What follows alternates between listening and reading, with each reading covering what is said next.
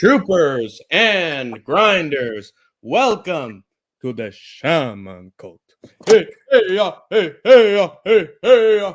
Blubber fat of pigs. Hey, hey, ya, hey, hey, ya, hey, hey, ya. Blood of chicken. Double chicken. Hey, hey, ya, hey, hey, ya. Willy time.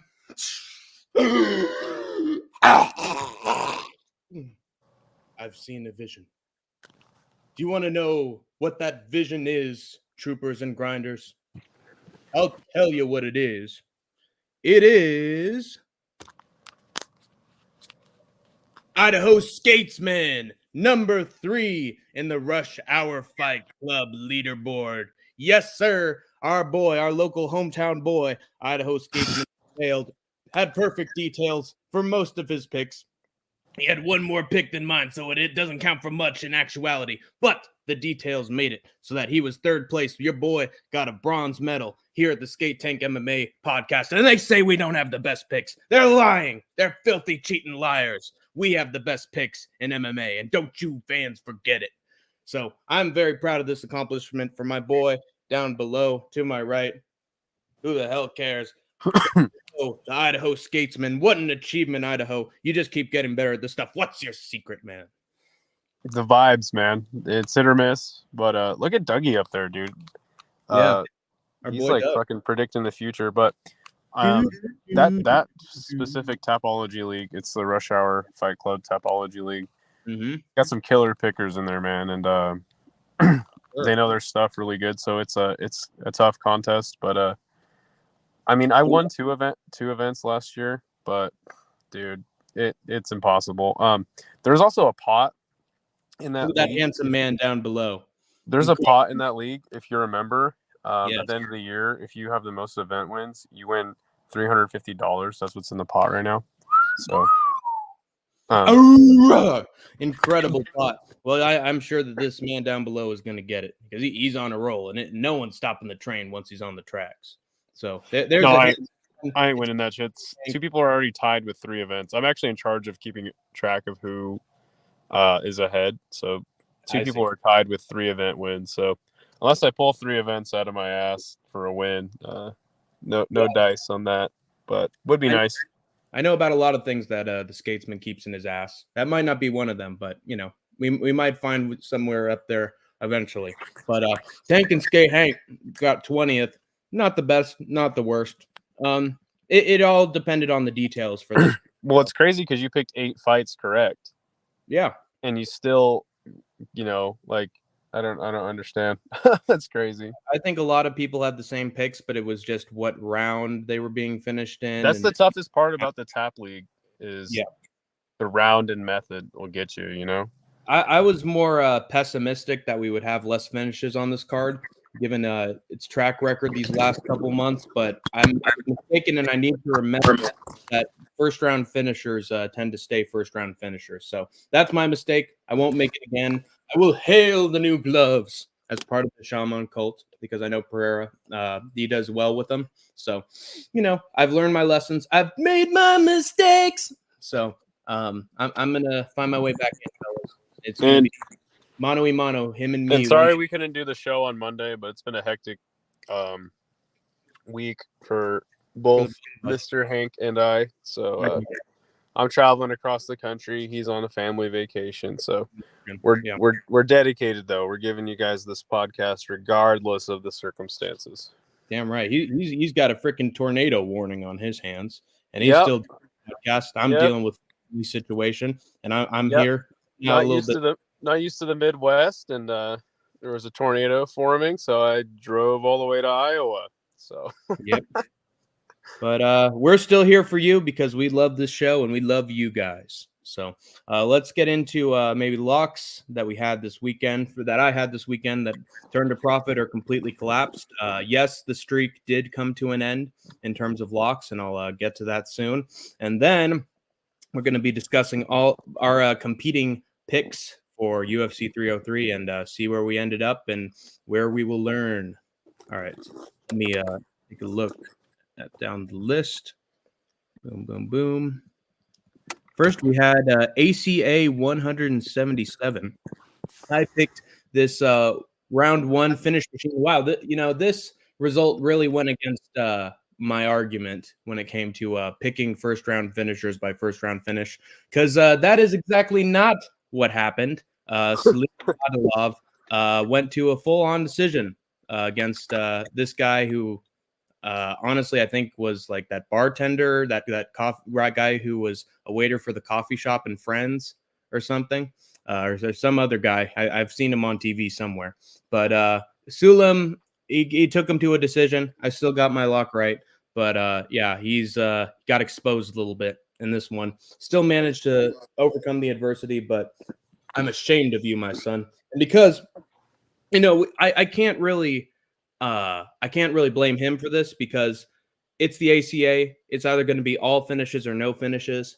And this card happened to be no finishes. So he had to go with the rest of the group and do what they say, or else the thought police were going to get him in Russia. So he just went with option B. He took the red pill, and this is where he ended up. So I still got my lock right. That's all that matters at the end of the day. I had my success, and I ain't letting go of it. You hear me? So there was that lock, and then immediately afterwards, the streak came to an end in the most shocking fashion, honestly, because Sayori Oshima was on a hell of a run. Last 4 to 5 fights, she was getting nothing but round one finishes. Again, I'm absolutely destroying my argument by the second. She beat a competitor who had a way better record than Andressa Romero. The only thing I didn't consider was the difference in height between these two opponents. Sayori Yoshima, she's called the Little Giant for a reason. It's sort of like Rey Mysterio. She's really, really tiny compared to her opponents at atom weight. And but I thought that wouldn't make much of a difference because she's still able to sub a lot of her opponents. She finally hit a brick wall, and she went up against an opponent that was just way too tall for her, and it showed. And it's a real shame because I honestly believe she's one of the best atom weight grapplers in the world. But she got exposed big time in this one, and it's just unfortunate. It turns into a crap WMMA fight. So I guess stop being a fan of hers. Would it qualify as a fraud check? I'd say it would, except she sort of took it on short notice. It was only a couple months away. She asked for the opportunity. They immediately gave it to her. But she had just fought like a month ago. So, I mean, it's not that short notice. You could say she was exposed, but I think she still has a lot of talent. So I'm not entirely going to count her out, but she definitely had a bad matchup for this one. There's that beautiful mug of the Idaho Skatesman, and now it's gone. I don't want to kill my battery, but let's see. Skatesman's face right now reminds me of The Exorcist, that one scene where the preacher is in a dream, and once in a while this evil demon face comes through the darkness. Anyway, we're going to keep going off and on with that stuff. Let's get to my next lock. By the way, thank you to everybody who's in the chat room right now. Yeah, Notes, my good homie from Rush, and Tyrone Bigums of the famous 5 o'clock free crack giveaway fame.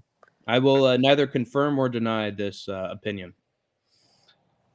Oh God! It just keeps getting worse with Tyrone Bigums. He keeps. That's why we love him. We need him here. He stoops to a new level of degeneracy every time, and he's staying true to his name.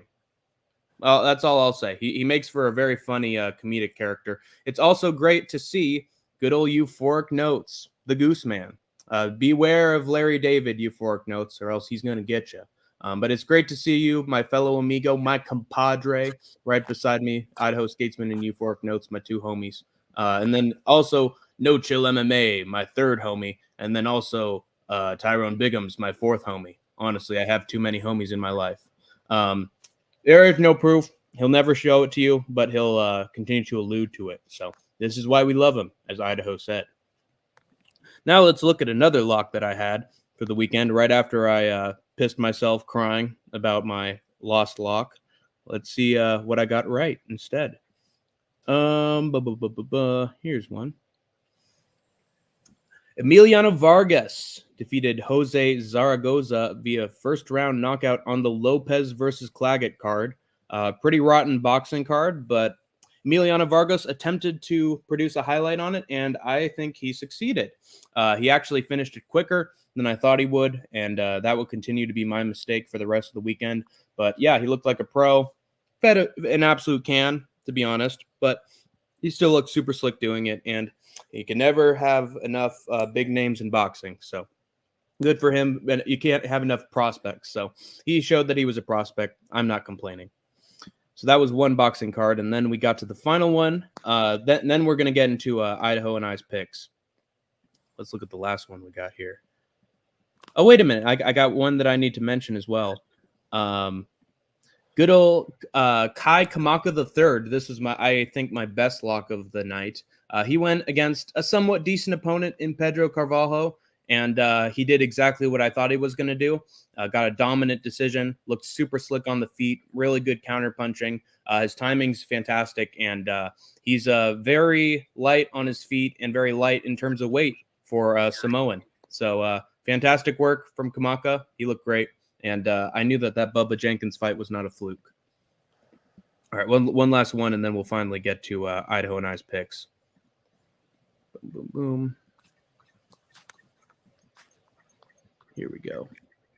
Then we had Estrada versus Bam, which I honestly think had the best main event of the two boxing cards. Jesse Rodriguez stayed true to his name and hit Estrada with a big blow to the body, and he won another. What weight class is he, Idaho? Is he like featherweight? 115. He won the 115-pound belt, probably IBF. But he still won the belt regardless, and he's just been on a tear. Took out Sonny Edwards, and now took out Estrada. So good for him. I also got a decent pick in Leonardo Rubalcaba. I saw that he wasn't getting a lot of finishes in his amateur or pro career, but he was good. He's had sort of a Dominic Cruz kind of mentality. So I thought he'd do the same thing to William Flanoy, and that is exactly what he did. So overall, very decent weekend of locks for me, Hank the Tank. I think Idaho stole the show for the most part, but I will say that I am a very consistent predictor when it comes to the locks of the weekend. So always look out for what I got in store for you, because it usually hits, aside from the rare Oshima fluke.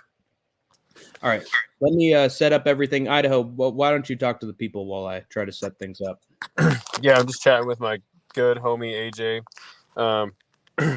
So if you guys don't know, AJ is like a world traveler. This guy was just in Morocco, in the Philippines. So hoping to meet up with you someday, homie. And yeah, we got to all meet up and go to a fight sometime.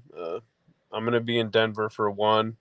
I don't know if some of y'all can make it, but if you can, certainly give it a shot. But I actually didn't watch a lot of the card because I was in the woods at a family reunion in Montana. So, but I tried to catch up on what I could. I was able to watch the main event. So I'm going to have to rely on Hank for most of the prelims to give me his analysis and breakdown of what actually occurred. Yeah, and I was at a freaking wedding at the time, and I had to read pretty much everything from the show. But miraculously, I was able to do just that. So I actually have a decent perspective regarding what happened to UFC 303. Let me present my side of the debate, so we can get started. We both got this one wrong. First fight of the night was Vinicius Oliveira versus Ricky Simone. It used to be Ricky Simone versus Vinicius Oliveira, but now Vinicius is all people will remember, because we learned that Ricky Simone is somehow an even worse grappler than we thought he would be. And I remember talking to Idaho about this one, and he told me that Ricky Simone has looked sort of lost his last couple of fights. He hasn't looked all that great. He's a decent grappler, but he's starting to his rustiness in the cage is starting to show. And it showed bright at the start of this thing. I will say this was a decent scrap, only on Vinicius Oliveira's side, because he was actually keeping up Ricky Simone. Ricky just could not find his takedown.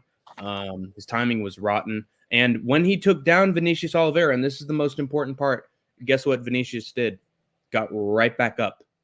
The takedowns meant absolutely nothing. He went from literally rebellious to Spain on the ground against a guy on short notice who I don't even fucking know anymore, to a guy who looks like Sean O'Malley against Peter Yan and has absolutely incredible takedown defense for a striker. So again, we don't look at these. He got his black belt from University of Phoenix. Damn right, yeah. Well, I think that's what really helped him in this one. Just goes to show you can't predict fights sometimes. You're not there for the training camp. You don't know what the hell they're trying to do in preparation. And in the preview show that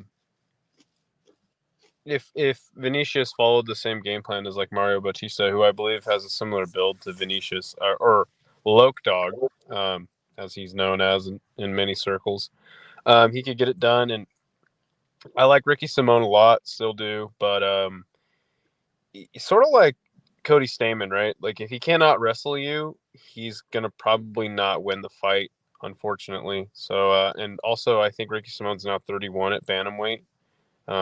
Not a good place to be, even though 31, is your prime. But yeah, it's just not a good place to be. Bantamweights age a little quicker. So I don't know what's gonna happen with his career, man. It's kind of a bummer because again, I like Ricky Simone's game, but it's in trouble. Yeah, it just seemed like he had nothing for Vinny on the feet. And once he tried to go for takedowns, sometimes he got him, sometimes he didn't, but he could not hold him down there. The one chance that he had in the fight was Oliveira hitting him with a leg kick that ended up hurting himself. Didn't even look like it was checked, but Vinicius Oliveira hurt himself going into the end of round 2 and still somehow managed to stay on the feet and was just beating up Ricky Simone for pretty much the entirety of the fight. So honestly, fantastic for Vinicius Oliveira. He stays a really awesome looking prospect. So if there were any big winners coming out of UFC 303, I'd say one of them would have to be Vinny. Did he hurt his leg and then the doctor inspected him, or? Yeah, he inspected him and for like a couple seconds, but Vinny was saying that he was good to go, and he showed it for the entirety of round 3. He never looked weak on the leg. Kind of strange. Yeah, it is super strange, but he did not pull an Anderson Silva for that one, and even then, it didn't even look like Ricky Simone took advantage of it that much. He went for a low kick every now and again, but he was not trying to chop that leg at all. So, but just bad IQ from Ricky Simone for the most part. Now we get to the second fight of the card, and I was feeling pretty good about myself at this point because it was the one pick that Idaho and I were competing in that ended up being right for me. It was Ray Saruya against Carlos.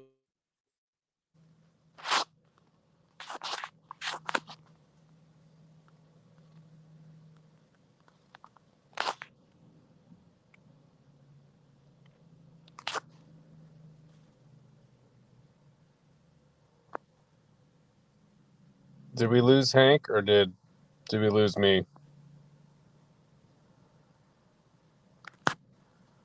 Fuck.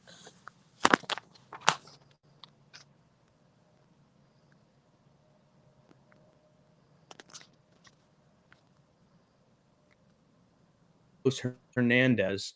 Oh, okay. Hank's froze. Gotcha. My bad. Well, I didn't watch this fight, but oh shit, there he goes. I did not watch that fight. Oh shit. Try to get Hank back. Hank speaking with Alhamdulillah. I didn't watch that fight, but I heard that Carlos Hernandez put up a pretty good fight, regardless. But it seems like Ray Saruya is like that dude that we thought he was. Obviously, he's an undefeated prospect, but I don't know, dude. With these Japanese prospects, you never really know where to go. Obviously, Tetsuro Taira is doing his thing at flyweight, but yeah, Notes says they had some crazy grappling exchanges. Yeah, that's what I heard. I need to go. Like I said, I've been fucking driving through the fucking Midwest of all fucking places. Wasn't able to watch, but yeah, I heard it was actually like one of the better fights on the card. And since we lost Hank, almost had a twister and a crucifix. Oh shit. Yeah. just rap with me, guys. Just tell me like what you guys thought of the event, because everybody said it was pretty shitty until Pereira got the finish. which is a good thing. But it's really just a factor of the UFC, like, just trying to scramble to fucking get these cards fixed. And I know it was International Fight Week and Conor was supposed to be on the card, but at the end of the day, like, you can't keep stealing from all these other cards, calling in people on short notice like Danny Ige, with the whole fucking Roman Dolidze. Sorry, guys. I'm back. Oh, we got you. I wasn't sure if my shit was fucking up, but we were just talking about the card overall. Yeah, AJ was talking about. He said it was shit for Save the Night. it's true. I was impressed with Gary. I will say that it's the best show I think the UFC has put on since UFC 302, in my opinion. Because we actually got to have much. Yeah, it's not saying much at all. But the people who were expected to put on a decent performance actually did put on a decent performance. So, I mean, that's the bare minimum that you can expect sometimes from these cards. So it's honestly miraculous that they were able to have so many within one night with the kind of cursed reputation they've had in the last couple months. So honestly, I'll take the bare fucking minimum. So what do you think about Ray Saruya? Ray Saruya, I think he had a decent grappling game. Again, this played out like a road to UFC kind of fight, except one of the other guys is not an Asian, but from Mexico. And those fights are always bangers too. Yeah, this was not a banger though. Ray Saruya just got Carlos Hernandez down. Okay, he got him down. I heard it was a pretty good fight. It was a good fight. I think Ray Saruya won rounds 1 and 3. Hernandez, it seemed, just didn't have much on the feet. Like, he had the ability to have some takedown defense and do some grappling when it got down to the mat. But when it actually came time to strike and actually do some damage and outpoint the other guy, he was just frail. He was afraid to throw a punch sometimes. I think it's because Ray Saruya, like Tatsuro Taira, is decent at feigning and throwing his punches into takedowns. So maybe he was afraid of that. But it just seemed like he didn't have a lot of confidence once they actually stayed on the feet. So I think that's an issue that Hernandez has to just deal with. And in terms of his, I don't know, just self-respect and courage. He just didn't show it. I always fade these dudes coming out of Japan, but credit to the UFC and ONE, even like Bellator, obviously Invicta. They're trying to get more Japanese fighters in their promotion, and that's exactly what needs to happen because you may remember that famous tirade that Chatri went on after Superlek brutalized Takeru in their kickboxing match. And he's like, "Yeah, dude, these Japanese fighters just come over and get smoked. That's what happens, you know." But again, they need that experience on a big stage to bring out their talent, and that's why I'm excited for Kaya Sakura. And I guess they're going to do some UFC Japan. So the good thing for the UFC is that it's actually starting to bring in some Asian grapplers who actually pose a threat, regardless of if they have the stand up or not. And I think that they're actually starting to develop both decent stand up and a really good ground game. So as long as they have that as their base, I think they can stay contenders for a longer time than the last ones were able to go. So I think it's very good that they've got some good grapplers and that they have tournaments to get some decent Asian fighters. Yeah, and with all that being said, I still don't really know why I even picked Carlos Hernandez, though I heard he did put up quite a fight. Yes, he put up a fight. I think that he had the right game plan in stuffing all the takedowns of Ray Saruya. The thing is, once Ray got him down, he looked fantastic on the ground. Like, he was locking in an anaconda at one point. He was locking in a twister as well. So he just had all these really tight submissions that almost guaranteed that Carlos would stay on the ground for the rest of the round. He got really close to subbing him with the twister as well, which would have been a really cool highlight.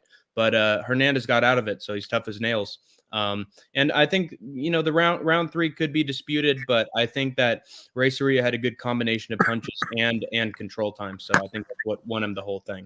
And usually I get fucked over by decisions, but it didn't happen this time. So good stuff. We're done with the second fight. Let's move on to the third.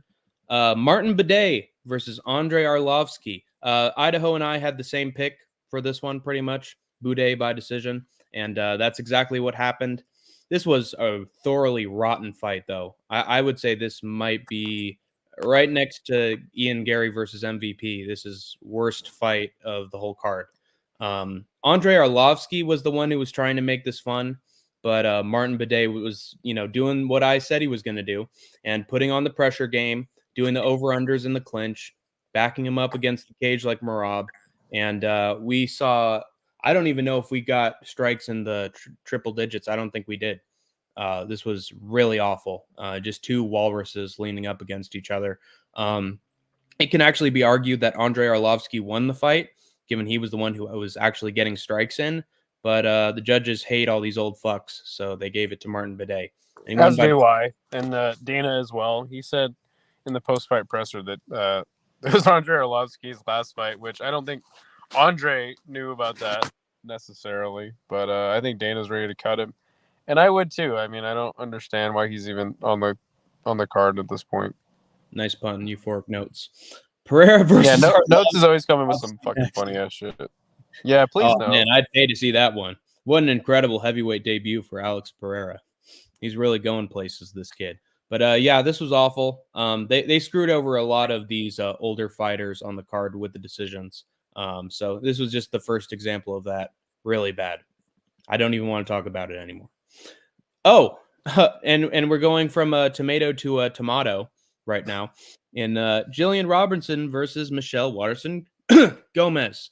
I picked Jillian Robertson. Did you pick her by submission? No, I picked her by decision. Okay, let me look. Yes, you did pick her by decision. That actually got you a pretty penny. I'm gonna switch to that one. For those of us two who got the better pick, I'm gonna switch to that screen. Well, looks like it'll be me most of the card. Yes, it will be you. Okay, so I won't have to do a lot of switching in and out. So Jillian Robertson, she had a fantastic game plan. She got Michelle Waterson down because she knew that is exactly what Marina Rodriguez was doing to Michelle Waterson when she beat the absolute piss out of her and got her down to the ground, had some nasty elbows, and we'll get to those later. She also presented us some really nice eye candy during this time, as Jillian Robertson is prone to do as the grappler who spends a lot of time on top. So she's a top, not a bottom, and it showed, although she has a nice bottom, which again was the eye candy. And that was the only fun thing about this fight for the most part. She was just raining blows on Michelle Waterson. She tried to lock in a few submissions. They failed because women's MMA can't squeeze. And this fight was never on the feet. In fact, there was a really dumb moment where Michelle Waterson Gomez was told to shoot a takedown instead by her coaches, which is honestly the worst advice you could possibly get. That's hilarious. I didn't hear about that. To a striker. And yeah, she got Jillian Robertson down. And you want to know what happened next, Skatesman? She reversed it. Yeah, and ended up on top. Wow. And we got more eye candy. I know. Isn't that a surprise? I can't watch the fight. How did I know? Wow, incredible. So, yeah, I want to give flowers to Jillian Robertson because she was actually really dominant in this and didn't spend her time just laying on her like Muhammad Makayev, but actually had a strike game once she was on top and actually tried to submit her. But, yeah, this was a dominant show for us, 30-27. And then after the fight, guess what they did, Idaho? Yeah, they played Jillian or fucking Michelle Waterson a retirement package. Yeah. They're not going to give it to Andre Arlovsky, but they'll give it to Michelle Waterson Gomez. Yeah, that makes a lot of sense. Well, she does not and Notes just commented about that. To be fair, she actually said she was going to retire if she lost or whatever. Obviously, that was already talked about backstage. I'm pretty sure Dana just said, "Fuck Arlovsky, I'm cutting him." Yeah, well, it was the last fight. It was the last fight on his contract, so he was out of the UFC. Oh, okay. Got it. Yeah, didn't matter if he won or lost. So honestly, I would give the package to the guy on the way out who actually won. Well, like I said, but it's not like he's retiring. I don't think he knew that he was gonna get fired. Basically, is all I'm saying. In the UFC defense, though, I'm not trying to defend the UFC. I'm just saying, this was very obviously pre-planned, and I don't think Arlovsky was trying to retire, though he definitely should. Yeah. Listen, Tyrone, the only one teasing his opponents and teasing fights is John Jones. Okay. Yeah, dude. Don't bring up Chael, dude. Honestly, I used to watch his videos, but his videos are just clickbait, bullshit at this point. Nothing of substance. Absolutely zero. Anyway, getting past that old fossil. Speaking of another old fossil, this was not deserved from Michelle Watterson. She has been in I don't know, number 10 in the rankings forever. She's never had a chance at a world title. She has no prestige. She's only a big name because she's hot and she has a nice personality. That is not worth a video package. Hall of Famers get video packages. That's all I'll say. So yeah, that was a waste of time. I mean, I don't have a problem with it. At least they're doing something correct. I understand that this isn't the person that you would want to waste the money and resources on. Totally a fair point. But again, it's I really don't have a problem with it. Speaking of fair point, I watched Chael to improve my bullshitting skills. I'd say it helps a lot. All right, fair enough. I respect the game. That's fucking hilarious. All right, so next pick, we have one of the highlights of the card, Peyton Talbot versus Giannis Kimori. Incredible work from Peyton. It only took him, how long was it? 19 seconds, right? Yep, 19-second KO. He looked fantastic. He almost reminded me of Inoue in a way, in that he. Oh gosh, oh my gosh. He faked with the left and then came in with the right again. He faked it and then he did it again, and that's how he caught Giannis. And then, bro, I think he could have recovered, but Gamori's head bounced off the mat, so that's what caused him to be completely stunned. And then Peyton, he didn't pull a Sean O'Malley. He immediately went to blows and didn't walk it off. So, but dude, in a way, you comparing this kid to Naoya Inoue right now? I'm just saying the technique that he used is similar, where he fakes it and then he throws it again. That's how he caught him. I'm comparing it to his KO against whatever the fuck his name is. See, his last opponent, Luis Nery. Yes, it reminded me of his KO against Luis Nery. I'm just comparing. Right. Okay, I'm not. You're just obsessed with Naoya Inoue, man. I don't. Listen, the only legend that we should be comparing Peyton Talbot to is the real O'Malley. Okay, Sean O'Malley. This kid is a freak. He's probably a cuck like Sean O'Malley, and he's a skateboarder dude like Idaho Skatesman. So we're both big fans of this kid. Bro, I would smoke this dude in a game of skate. Yeah, and then he'd throw a right and put you right down after the. Yeah, but that doesn't have anything to do with skating. He would kick my ass. No doubt about it. Yeah, that's true. He'd probably pull a Sharabullet Magomedov and be a petty little bitch. Afterwards. Poke my eye out? Yes, he would. Mm-hmm. But then you'd take him down, and then he'd really be in trouble. So anyway, Peyton Talbot looked fantastic. He called out Adrian Yanez in his post-fight interview, which is honestly a really smart call out, because I personally think that Adrian Yanez is shit and got put out by Rob Font and was getting beaten up by guys below the rankings. So honestly, really smart choice. Easy way to get yourself close to the rankings. So I think this kid's smart and he sells himself well. No diddy. But yeah, good job to Peyton Talbot. And hopefully we do get that dream fight with O'Malley in the future and we get rid of that rainbow-haired freak. Yeah, no, I like the Adrian Yanez call out. And I mean, I think that this kid's poised to do big things, unlike another prospect we'll talk about up the card. Yeah, speaking of Lords of Dogtown, we got the Lord himself, John Silva, the Lord Assassin John Silva, who had a fantastic performance against Charles Jourdain despite missing weight. And he actually had an excuse, an actually valid excuse, although it sounded strange, as to why he missed weight in the post-fight interview. He said that he actually fell down a flight of stairs and that he injured his shoulder and that he couldn't cut weight during that time because he was injured and he had to be in bed. What a bitch. Yeah, imagine getting hurt and having to recover. Wait, Jourdain fell downstairs? No, John Silva fell down a flight of stairs. What the fuck? Yeah. That's why he missed weight, and he only missed weight by half a pound. Okay, it's not like it was even bad. He's actually shown in his interviews before this fight how just honored he is to even be in the UFC, and that he truly views it as a once in a lifetime opportunity. He's a very thankful guy and a super nice guy as well. So honestly, I take the excuse as probably being valid because he was fucking crying afterwards. So obviously that didn't stop him at all during this fight. He had fantastic takedown defense for most of this thing. He was getting beat up a little bit by Charles Jourdain. There was actually two funny moments where Jourdain threw a head kick and John Silva ducked it, and then he immediately went to get a high five from Charles Jourdain afterwards. Like, hey man, that almost landed. Good job, sport. Hey, try it one more time. You'll hit that ball eventually. Like a proud dad with his son. That was super goofy. He came out he came out like Eminem in 8 Mile again with the hood on his head. This guy's just a riot. I love Gene Silva, dude. And he was just a character throughout this whole thing. It's incredible how charismatic this guy can be while fighting. He sort of reminds me of Nate the Train in that way. But so he pieced him up within the last minute of the first round.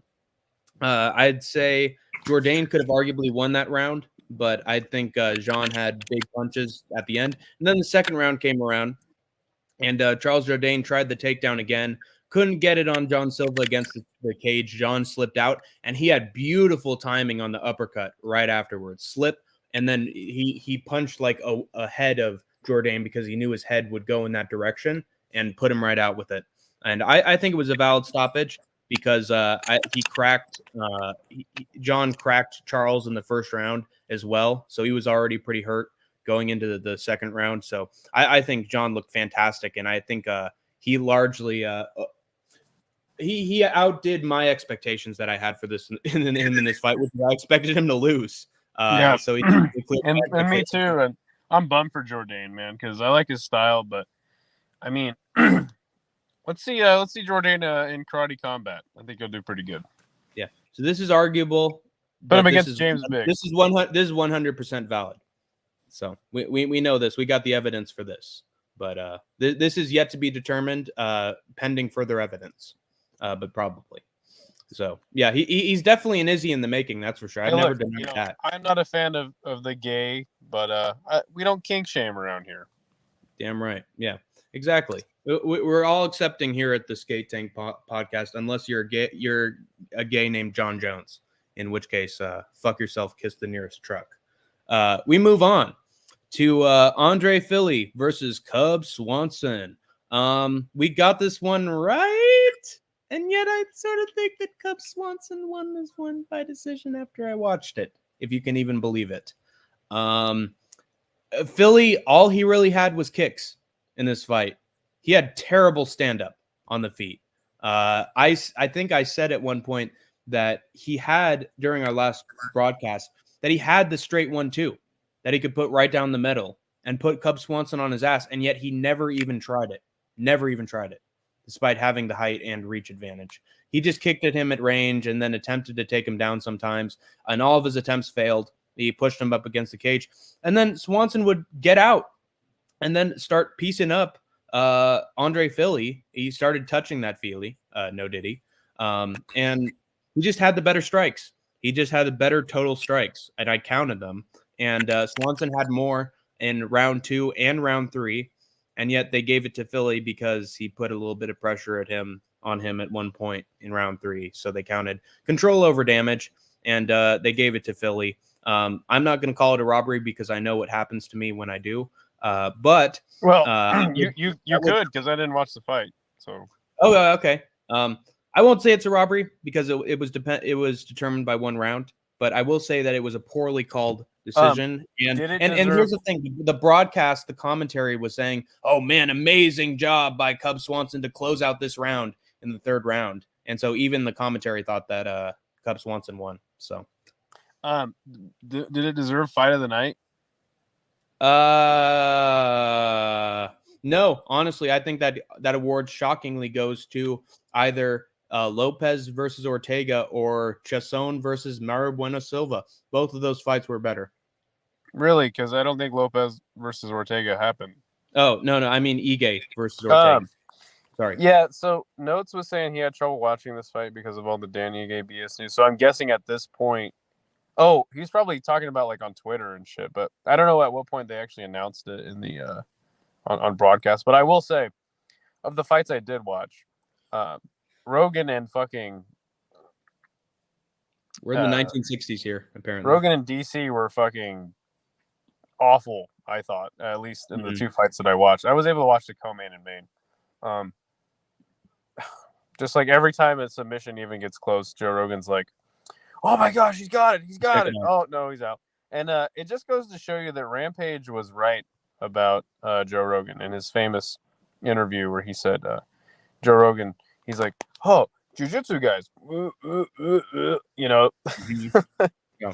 He just likes to blow jiu-jitsu guys. Because he once did jiu-jitsu. Therefore, it's the best combat sport. Oh, I had somebody tell me like, "Oh yeah, Joe Rogan was a fighter in the UFC." He actually said it exactly like that. He was a hick, and I was like, "Yeah, yeah, he was, dude. He's a champ." I let him have this. No, I didn't. Of course, you know me. I corrected him. I was like, "No, you dumbass." Well, you know, Idaho Skatesman, Steel Cups really did change the game at one point. People forget, man. Yeah, people forget, man. That's great. Yeah, I don't know who's a worse commentary team, DC and Rogan or Rogan and Bisbing. It's or definitely DC and Bisbing. It's Rogan and DC for sure.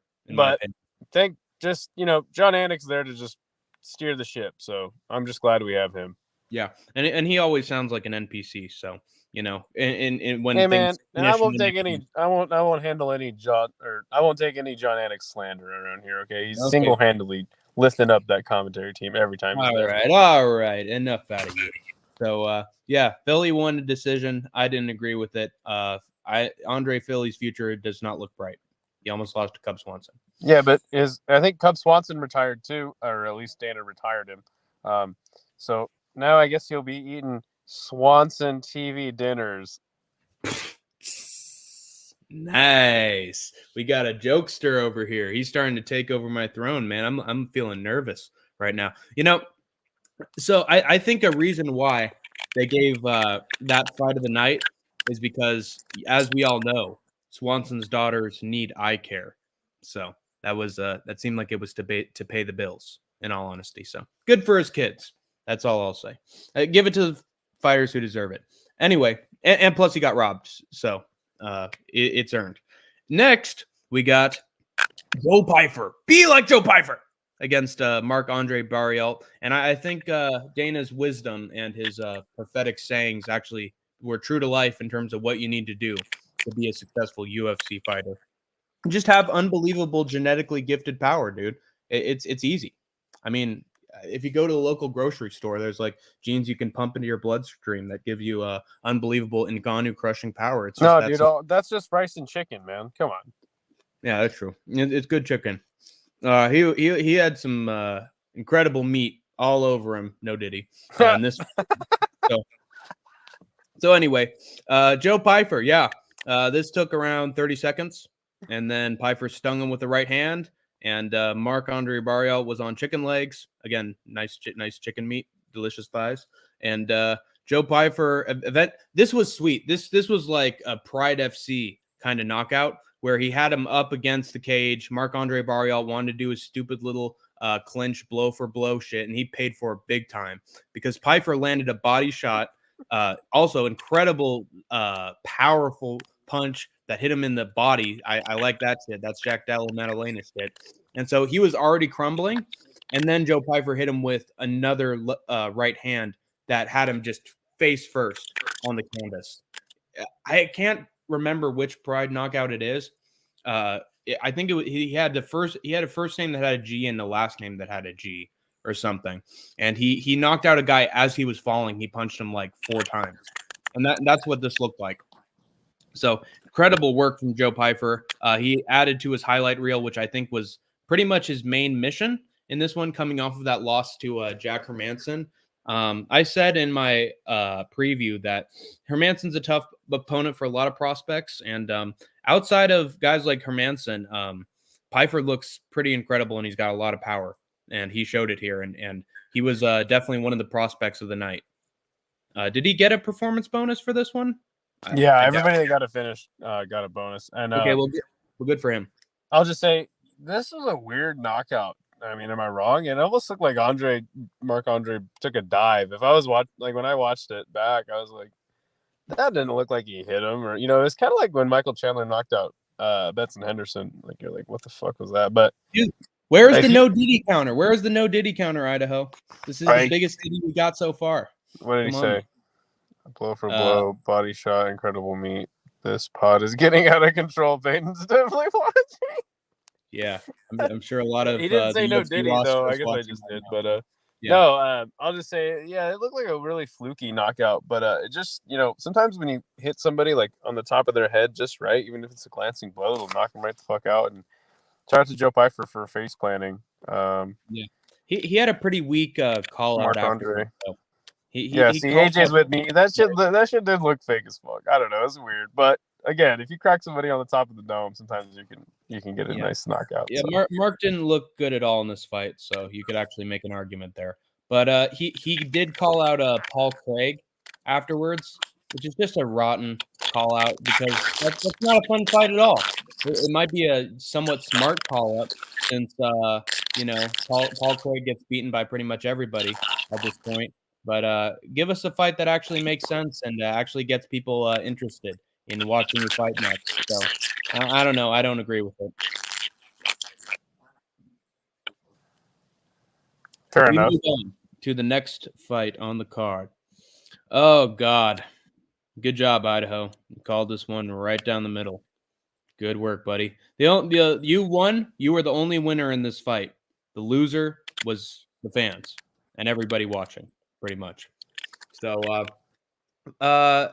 Ian Gary promised that he was going to be the better striker, the faster striker. He was going to look the best against MVP. And he didn't show any striking whatsoever. 2 punches after 2 rounds. He tried to grapple fuck MVP pretty much the entire time. And he had a good game plan going into it. And he did get MVP down and at one point tried to lock in a submission. So he almost had that.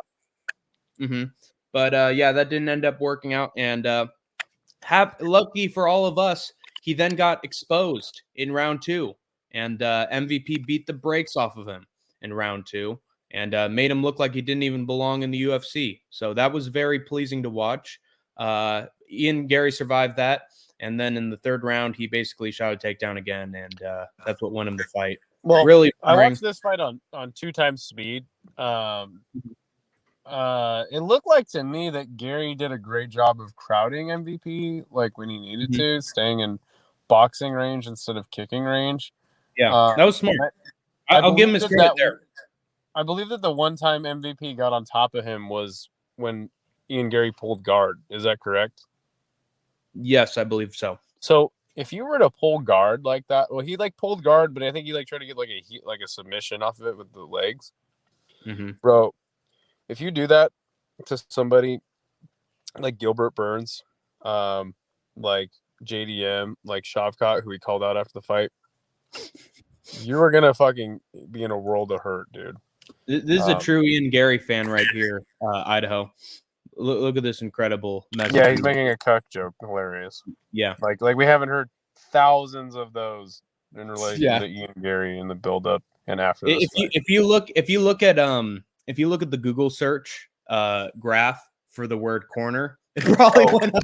By the way, what's 500 up, searches after 2023. What's up, Kiwi? The man from down under, my man. But yeah, dude, I don't know. I mean, I knew this fight was going to be close. I was excited for it. I didn't watch it.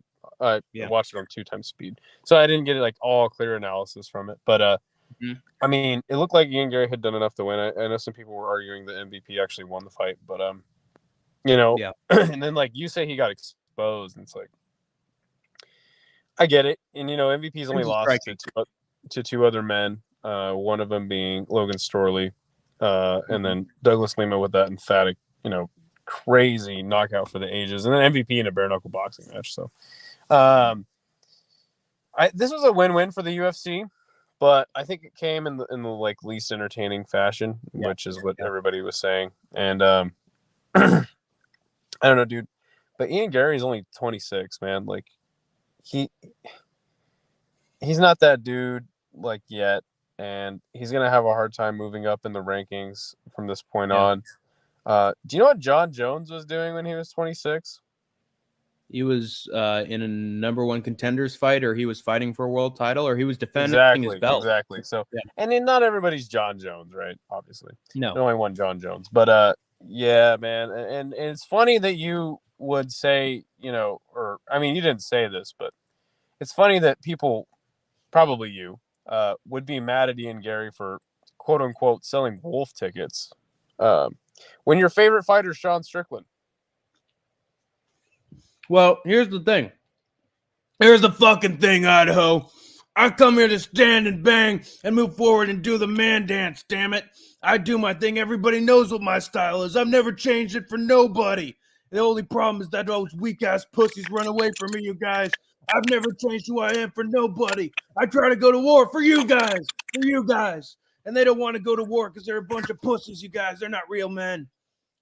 Sorry, I just channeled him. I'm still part of the shaman cult, so I get these voices that come through my throat every once. No, I'm just saying, like you, and the proverbial you. People love Sean Strickland, and then Ian Gary pulls out a fight like this, and he gets the win over MVP, and people hate him. Obviously, he's not a likable guy. No, Sean Strickland isn't either, unless you're a Republican, hardcore Republican. Or I'm not. Or, I still like him.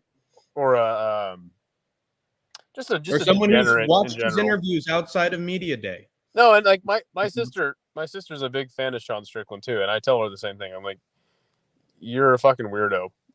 But again, like I said, this was a win-win for the UFC. But was it really though? Because like, it's so hard. MVP, he needs a fight like this. He needs to test his mettle in the UFC, but unfortunately his time is running out, and this wasn't the right guy to do it against.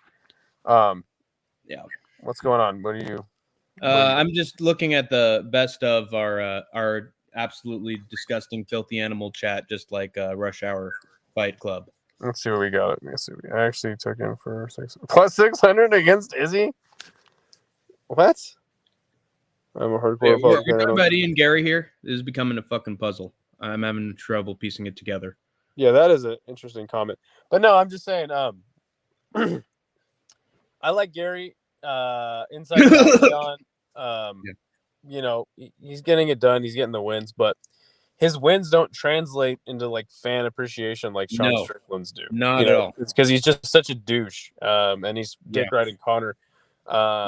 So. Yeah, I mean, I don't know. I mean, yeah, I guess give him Shavkat. I think Shavkat will fucking blow the doors off. He'll fucking destroy him. And I can't wait to see it, to be honest. Unfortunately, I think we keep giving Gary exactly what he wants, and that's big fights. And that's unfortunate. The more we hate him, the more he ends up getting big fights, and the more he ends up getting on the main card because people know him for all the wrong reasons. I definitely think Shavkat's going to destroy Gary.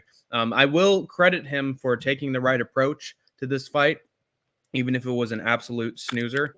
But yeah, I'm just praying for the day that this cuck gets his head taken off his shoulders, as I think a lot of people are. But yeah, give him Shavkat. It'll be a fight to make. I am sad though that's probably going to mean it's going to be on the main card, because somehow Ian Gary finds a way to make every single one of his fights on the main card boring as fuck. Well, Ian Gary's not here to take part. He's here to take over. What do you want to see next for MVP? Well, I'll tell you what. Genghis Khan is going to be the one taking over that cuck. What do you want to see next for MVP? I heard a suggestion, and I actually agree with it. Put him up against Wonder Boy. Make that the dream fight. Stylistic matchup. Bro, I thought I wanted to see that fight too, and I do. But actually, Wonder Boy and Paige are friends, and they've said publicly that they won't fight each other. So, well, that's a shame. Well, I guess who's the real cuck here? Maybe both of those guys are. Then we had a surprisingly exciting scrap between Mayra Bueno Silva and Macy Chasson. Mayra Bueno Silva was absolutely swinging in the first round. Had fantastic body kicks and knees and elbows. Like, this sort of looked like a Muay Thai fight in the first round. So Silva actually looked pretty fantastic. Look at Kiwi's comment.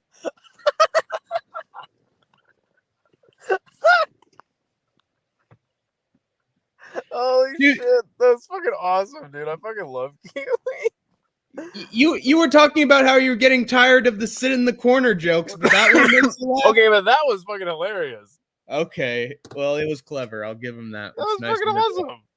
Yeah. Okay. Great job. Kiwi down under. Dude, do we need to talk about this fight? Fuck this fucking fight, dude. It got stopped from a cut. It was decent. Fight. Listen, it looks bad on paper, okay? But I'm just telling you that it's one worth watching. She looked great on the feet in round 1. It was a scrap more than fucking Andrei Arlovsky versus Martin Buday. That's true. All right, I'll give you that. So they were fucking swinging back and forth. It looked cool. She's getting mad at me. And then Macy Chasson came back in the second round, and she threw a nasty elbow when she I'm sorry. And cut Mayra Bueno Silva wide open. Like, it was one of the nastiest cuts I've seen in a while. It sort of looked like the Song Yadong fight against Corey Sandhagen. It was like all over the brow. It was bleeding into the eye. Looked like a horror movie. And I don't blame the doctor whatsoever for stopping the fight, because that's one of the nastiest cuts we've seen in the UFC in a while. And our pick survives. We got to thank our lucky stars for that. Maybe Chasson would have won in the third round. It could have been a banger of a third round, but they had to stop it after a brutal cut. But Macy Chasson did what she needed to do. She absolutely whooped her on top and landed that beautiful picture-perfect elbow. So this was actually a really fun scrap while it lasted. Give her Kayla Harrison next. Yeah, or just give Kayla Harrison the champ, and then after she wins, just give her one of these two. Well, I think that Kayla Harrison has to go compete in the Kentucky Derby again, so we'll see. Great. Hey, she was actually there at the event. She was with Pereira's kids in the crowd. Apparently, she's a good friend of Pereira's, because I saw her backstage after the fight and during the show. So apparently, those two have developed quite the rapport. And I think Pereira's probably going to kick Polyana Viana to the side and trade her for Kayla. So good for Alex. He keeps moving up divisions, and he's moving up in life with women. I don't think that Alex Pereira is into banging horses. So yikes. Oh yeah, I forgot that joke. Oh yeah. She's probably busy she's filming an episode of Mr. Ed right now. Well, she's trying to.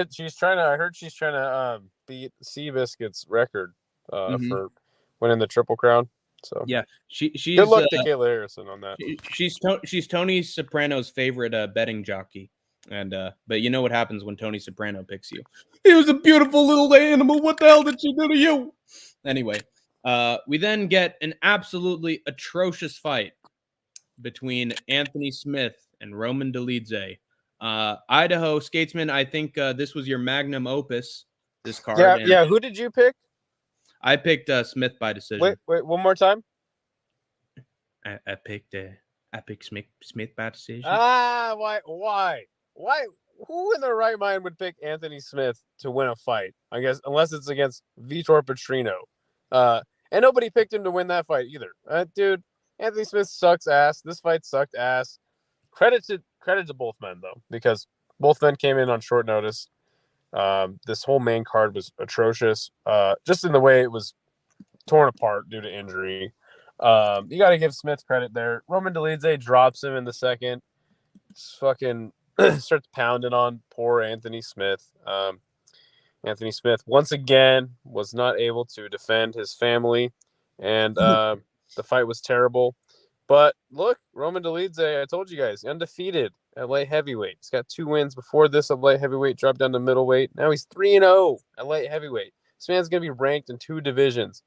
I know he had some shitty fights in the Apex and, whatever. But, dude, I like Dolidze, and we'll see what he does from here. I don't know where you book him next. Probably just back down to 185.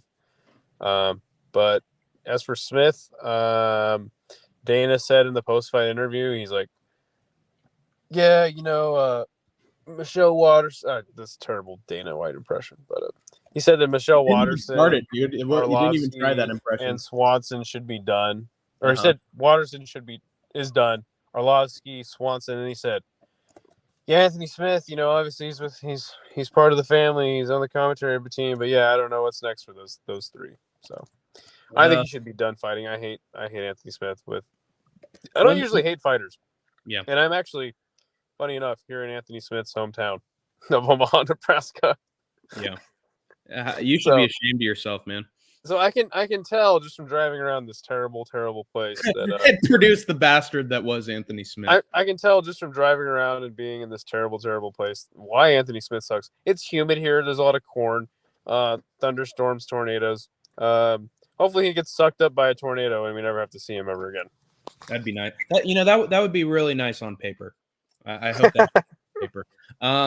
Honestly, if there's another home invasion of Anthony Smith's house, he is going to be face first on the floor in a pool of blood with somebody hitting him right over the head because he can't defend shit. And he had absolutely awful defense against Roman Dolidze in this fight. Absolutely atrocious. Getting outstruck the entire time. It was Dolidze 3-0. I was fucking coping in Isha's chat. I'll fucking admit it. I was coping big time.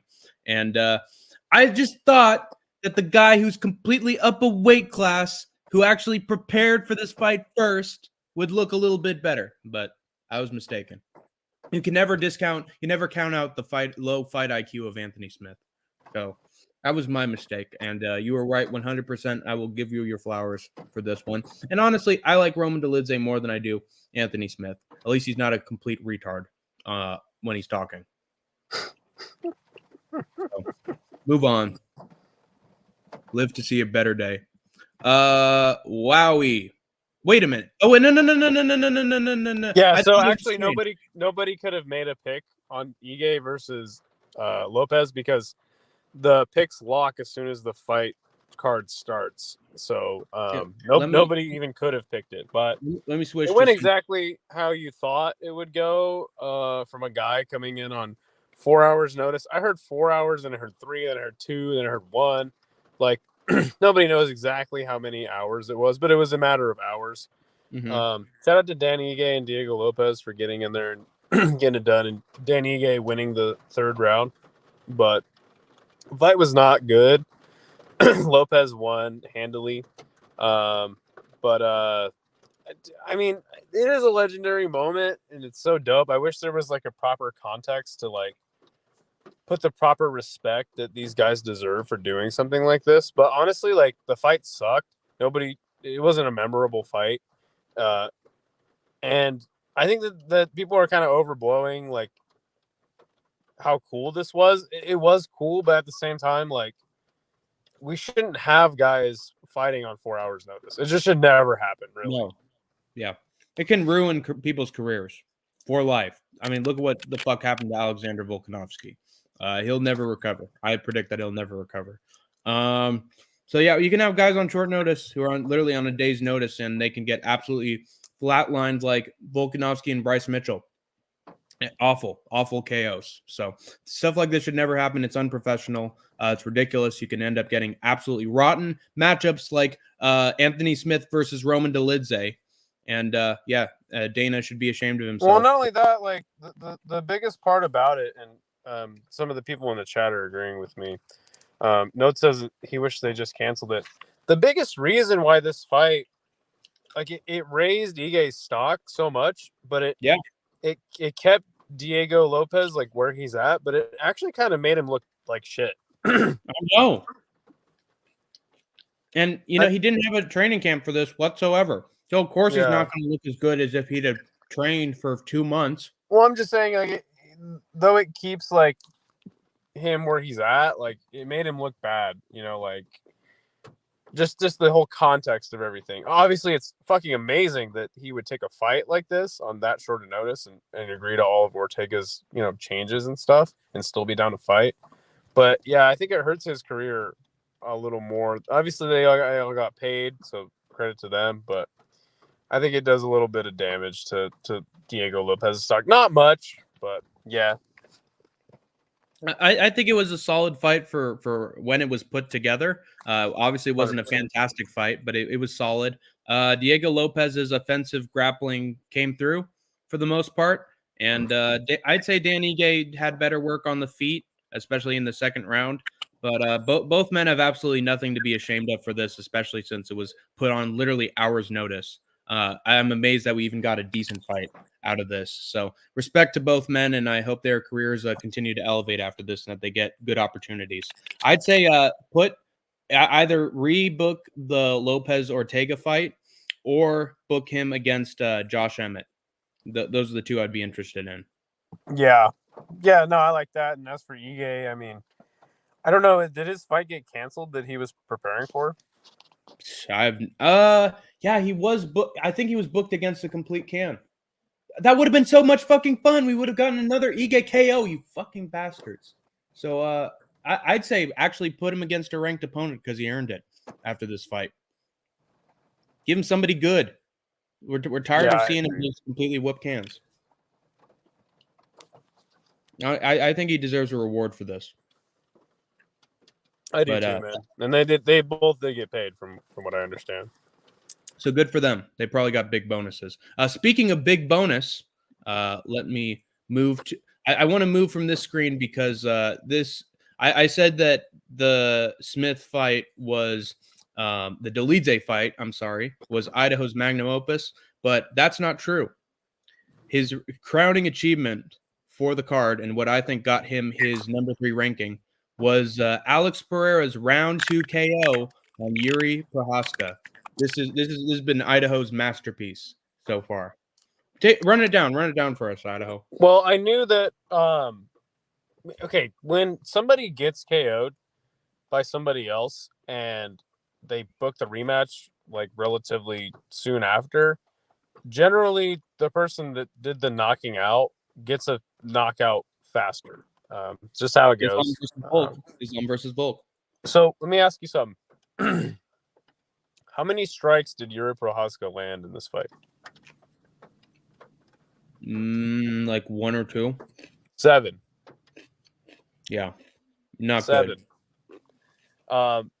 Terrible night for Yuri Prohaska. But again, this is what happens when you book fights on short notice. Credit to Alex Pereira. He looked amazing. Keeps doing his thing. And I've been fading Alex. You know why it was a $303,000 bonus, don't you? You got to know why that is. I don't know. People don't know how to count. Oh, well. We'll see. Maybe you'll figure it out eventually. But continue, Idaho. I don't even know what I was saying. But, oh, yeah. I've been fading Alex Pereira his whole career because I'm like, dude, this is not going to, like, he's not going to be able to beat these wrestler guys, these guys that try to grapple him. Like, I faded him against Izzy. I thought Izzy had it in the bag the first time. And then I picked him to beat Izzy the second time. And he lost. I'm like, okay, like I'm done doubting this guy. I'm just gonna fucking pick. I picked Yuri to beat him the first time. So I'm like, all right, I'm done doubting this guy. He's that fucking dude. And this guy is like, we may never see another guy like this. Never. In the not with the record, not with the minimal amount of fights that he's had in MMA in general, not just the UFC. Unbelievable work. I don't think it's ever going to be replicated unless you're an incredible glory kickboxer. Can you hear this rain? Not much. All right. You're good. Yeah. Background audio is good. But yeah, incredible work from Alex Pereira. Pretty much either dodged or had great defense against all of Yuri's strikes. Fantastic leg kicks, as I predicted. Fantastic body kicks. That actually that changed things during the fight. He was just allowing himself to be far away from Yuri Prohaska during most of this fight and make sure that he was never in trouble on the feet. And then the problem with Yuri Prohaska and a weakness he's always going to have against a guy like Alex Pereira is that when he throws a punch, he leaves himself wide open right here, has his left arm completely down. So that left hook is going to come one way or another. If this is going to last 3 rounds, 1 round, 2 rounds, 4 rounds, 5 rounds, red fish, blue fish, he's going to have that arm down against Pereira, and Pereira is going to take advantage and throw the left hook and land almost every single time. So I saw that lightning, by the way. Oh my god! Yeah, this shit's getting wild out here, dude. We got to wrap this shit up quick. So for Idaho's safety and the sake of the people who have been listening to us for an hour, I know it's unbearable, you guys. So Yuri had terrible defense. He had his usual samurai defense, as per usual, and yeah, it cost him in the first round. Got dropped right before the bell, saved by the bell, literally, not the sitcom, and in the second round, Yuri was right in front of Pereira, and he had his head completely open.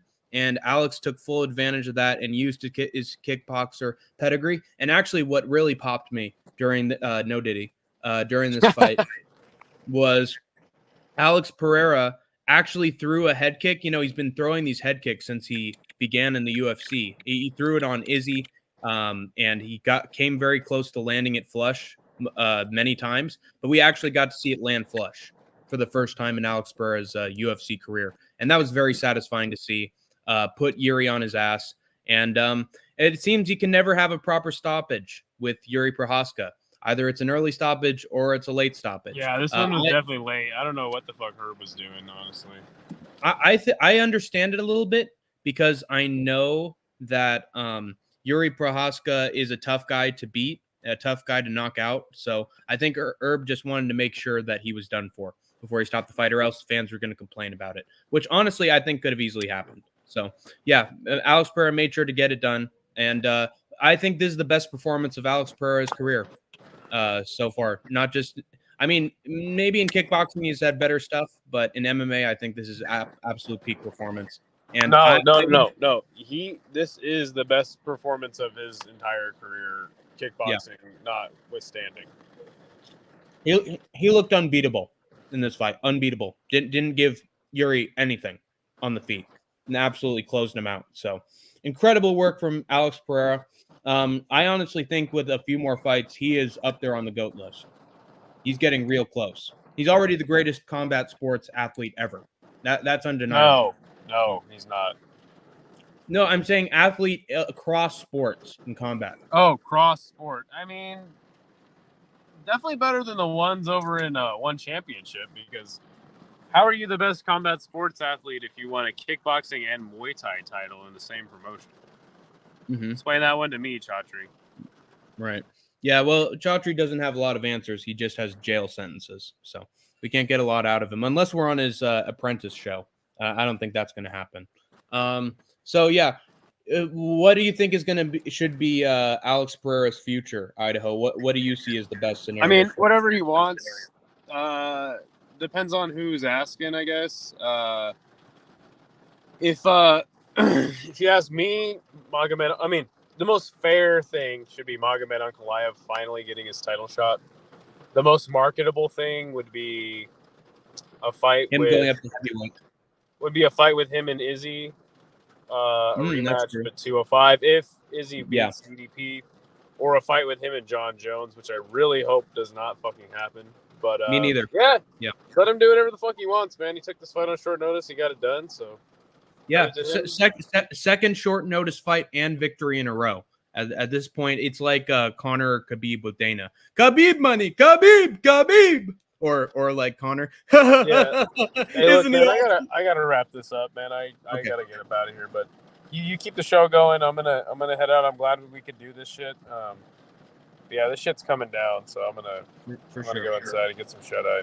Yeah. Hey, well, let's end it right here, man. I want you to be here until the end. Let's close it out. Thank you guys for being here. Thank you, troopers and grinders. You have escaped the war zone. And MMA is supposed to be fun, isn't that right, Idaho? MMA is supposed to be fun, everybody. No, it isn't always, but sometimes it is. You have escaped the war zone, guys. For now. And Idaho has been in Nebraska for now. Get the hell out of there, man. What's wrong with you? Drive. Please don't end awkwardly for me.